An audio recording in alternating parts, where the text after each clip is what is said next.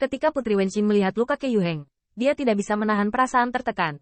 Dan Qin Yichen juga mengikuti upacara. Leluhur, kamu baik-baik saja. Ke Yuheng melambaikan tangannya. Tidak apa-apa, jauh lebih baik daripada Brother Yutian. Saudara Yutian di mulut Ke Yuheng adalah nama sesepuh agung dari klan Kunpeng. Qin Yichen melihat sekeliling, tetapi dia tidak dapat menemukan tetua agung dari klan Kunpeng. Tampaknya serangan diam-diam membuatnya terluka parah dan dia harus mundur dan menyembuhkan lukanya. Bagaimanapun, Ke Yuheng melihat ke arah Qin Yichen lagi, dan dia secara alami senang dan menyambut cucu iparnya untuk datang membantu. Namun, Ke Yuheng tahu berapa banyak Qin Yichen yang kuat yang dibawa kali ini, sehingga dia hanya bisa menghela nafas tanpa daya sambil melihat yang pertama. Mengenai kedatangan Qin Yichen, saya tidak tahu apakah itu karena yang pertama mengatakannya, jangan membuat publisitas apapun, sehingga Peng Aotian dan klan Kunpeng begitu kuat. Tetapi setelah melihat sekilas, mereka melihat ke arah Tianhe lagi. Bahkan Peng Aotian tidak menyapa Qin Yichen, tetapi hanya mengangguk sedikit. Apa artinya ini? Qin Yichen terkejut, bertanya-tanya apakah dia ditinggalkan? Tapi segera, Qin Yichen menemukan masalahnya. Berdiri di platform menghadap para jenderal, Anda dapat melihat bahwa Angkatan Laut Surgawi sebenarnya berdiri dengan kapal dewa. Kapal dewa dikatakan sebagai kapal dewa, tetapi bahkan lebih megah dari Xiongguan. Kapal ilahi tidak bisa dihancurkan, dan bahkan bendera pertempuran langit berkibar. Melihatnya, cahaya ilahi menyilaukan, dan ada bayangan ilahi yang tak terhitung jumlahnya berdiri. Di antaranya ada semburan teriakan keras, tampak tinggi dalam pertempuran, dan menjaga langit.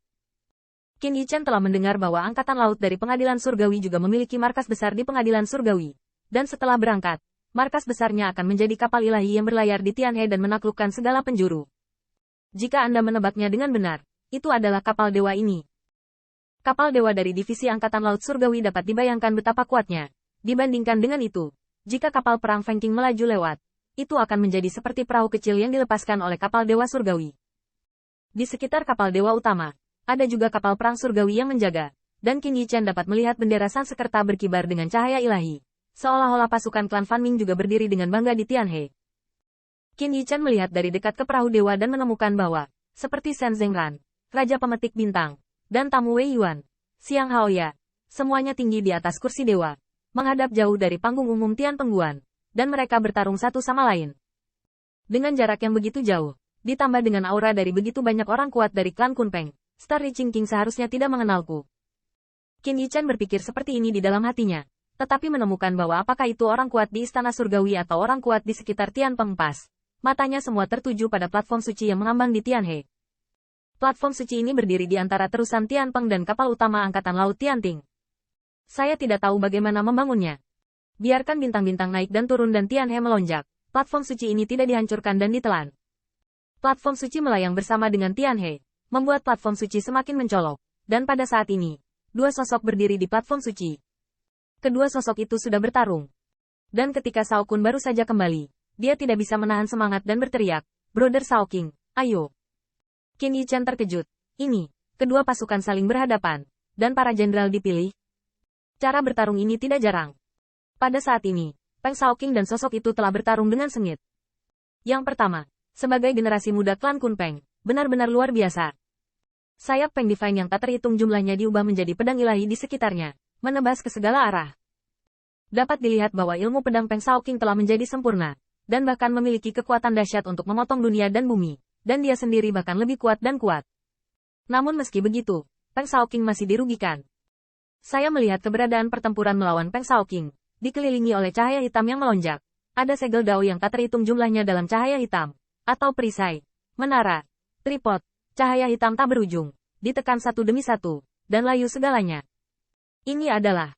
Sekilas Qin Yichen mengenali, inilah murid yang ada. Banyak segel tao yang diubah cahaya hitam menjadi sayap Peng Shaoqing yang hancur dan terus-menerus terkoyak. Pada saat ini, Peng Shaoqing memegang pedang ilahi yang terbuat dari bulu emas. Cahaya pedang itu cemerlang, memotong langit dan bumi.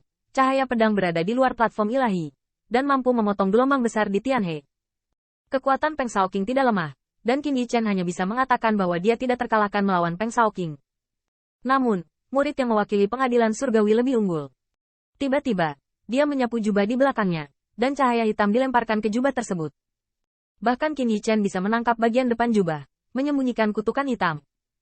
Jubah itu naik ke langit, dan tiba-tiba menjadi lebih besar di mata Qin Yichen. Jubah itu berkibar dengan keras dan menyelimuti platform dewa. Yang aneh adalah bahwa platform suci telah menjadi gelap, dan sinar matahari yang dipantulkan dari langit dan bumi, termasuk cahaya bintang terang yang dipantulkan oleh Tianhe, hampir tidak dapat mendekati platform suci.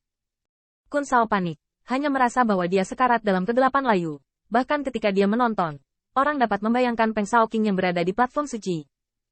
Bagi Peng Shaoqing, jubah itu lebih dari sekedar menutupi platform suci, tetapi menyelimuti seluruh dunia tempat dia berada, membuatnya melihat ke atas dari langit, dan platform suci di bawah kakinya semuanya tercermin dalam kegelapan. Kota. Segera, saya melihat sosok itu meledak, dan jubah itu tiba-tiba jatuh seperti kaus kaki angin kegelapan melanda, dan itu benar-benar menelan seluruh platform dewa. Tidak baik. Wajah Kun Shao sepucat kertas, dan Qin Yichen melihat sosok Peng Shaoqing di platform ilahi yang terselubung gelap, seolah jatuh ke tempat yang lengket.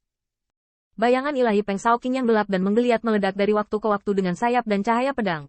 Tapi cahaya yang kadang-kadang cemerlang ini, dibandingkan dengan kegelapan, sungguh menyedihkan.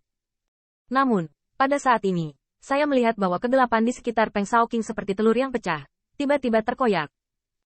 Qin Yichen terkejut, tetapi menemukan bahwa kondisi Peng Shaoqing sama sekali tidak baik. Kegelapan merobek sesaat, dan bahkan merusak tubuhnya, membuat sayapnya layu dan darahnya layu. Berdiri di atas panggung umum, Peng Shaoqing tampak terbungkus bubur gelap pada saat ini. Cakar tajam terulur untuk mengaitkan kaki dan kakinya di kegelapan.